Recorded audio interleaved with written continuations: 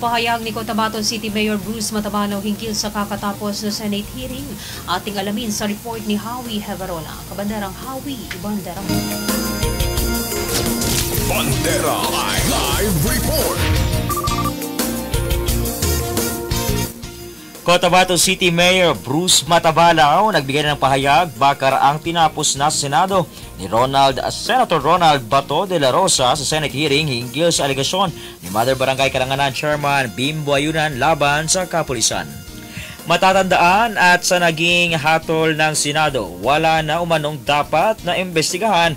Ayon kay Senador Bato de la Rosa, binawi ni Chairman Bimbo Ayunan ang kanyang mga pahayag o alegasyon na ibinabato nito sa kapulisan tulad ng may anomalya sa isinagawang paraffin test, may nagdidikta sa investigasyon at ang umano'y alegasyon na sila ay tataniman ng droga at babarilin at ibabaywas. Ayon kay Chairman Ayunan, nadala lamang ito sa kanyang bugso ng damdamin dahilan sa umano'y sinapit ng kanilang mga kamag-anak noong nangyari ang pamamaril sa Rosario Heights Road, Cotabato City, buwan ng Oktubre taong 2023. At dahil dito, nilinaw ni Senator De La Rosa na wala nang dapat imbestigahan ang Senado dahil aniya binawi na ng Ayunan ang kanilang mabigat na alegasyon laban sa kapulisan.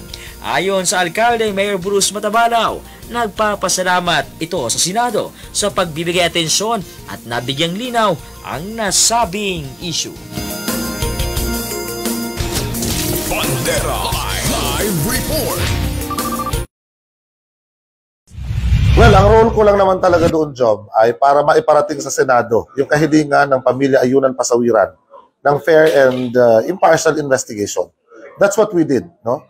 And iginagalang natin yung naging desisyon ni Cap Bimbo Ayunan Pasawiran na aminin in public, aminin sa Senado na bugso lang ng damdamin yung kanyang nabitawang akusasyon, mga alegasyon sa ating kapulisan at iba pang law enforcement agencies. Although ako sa tingin ko, these are serious allegations, but of course, we have to respect the process. No?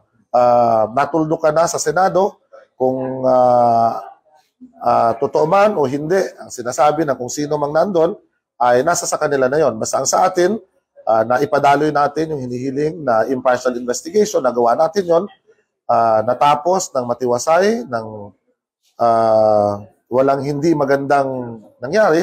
So we are happy with the outcome of the Senate investigation. Ang importante lang naman talaga dito, nakakasiguro tayo na once dumulog tayo, no, sa nakakataas na mga otoridad, ay pinakikinggan tayo. Actually, at the outset of the investigation, it has been quelled already dahil nga doon sa admission ni Cap Bimbo Ayunan na hindi totoo yung kanyang mga sinabi at bugso ng damdamin lamang. So that ends the story.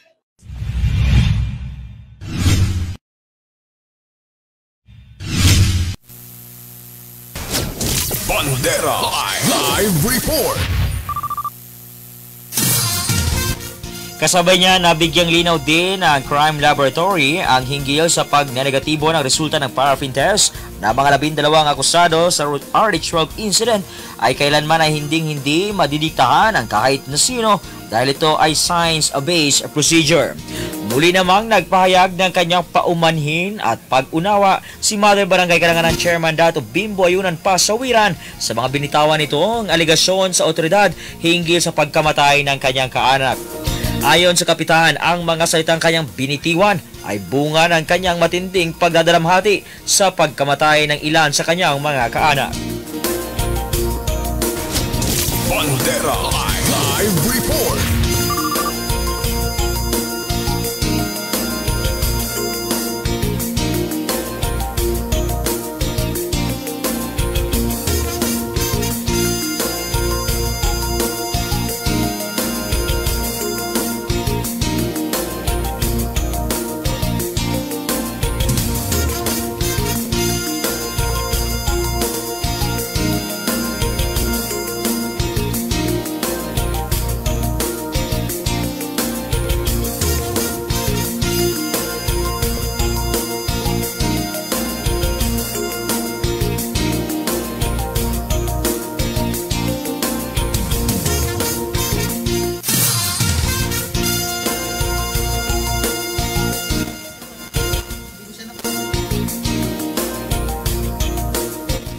At yan ang balita mo dito sa Radyo Bandera, Cotabato, Howie Haverola. Basta balita, i-bandera mo.